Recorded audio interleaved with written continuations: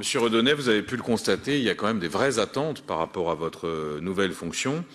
Attentes sur le respect des règles communes, attentes aussi sur des meilleures réponses aux pratiques déloyales que font subir certains partenaires commerciaux à l'économie européenne.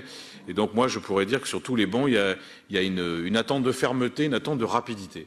Rapidité, les collègues ont cité le Vietnam, la Corée, à l'instant l'Indonésie. Moi, je voudrais vous attirer votre attention sur un sujet que les députés européens viennent d'étudier en plénière, c'est le sujet des Philippines. La situation est catastrophique. On a un président qui assassine des Philippins par milliers, qui emprisonne les journalistes, qui instrumentalise le pouvoir judiciaire et qui vient d'assimiler dans une loi du 3 juillet les mouvements sociaux et les grèves à des actes terroristes. Alors ça ne peut pas durer.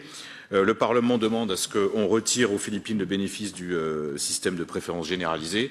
Qu'est-ce que vous allez faire? Qu'est-ce que fait la Commission et dans quel délai?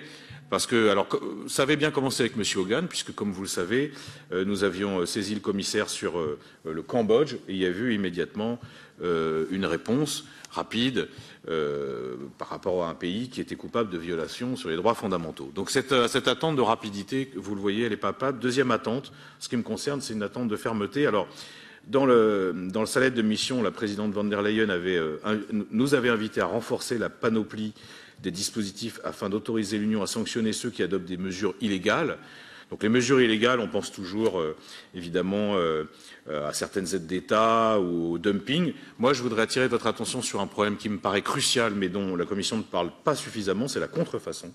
La contrefaçon, pour l'OCDE, c'est environ 85 milliards d'euros importés en Europe, des milliers de PME qui sont en faillite, qui sont mises en difficulté, c'est presque 500 000 emplois détruits.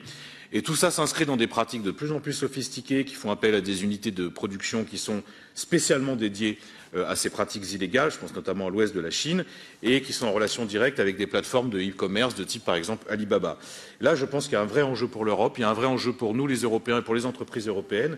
Et qu'est-ce que vous allez faire pour régler ce problème qui, encore une fois, n'est pas un problème subsidiaire, mais qui est un problème très important?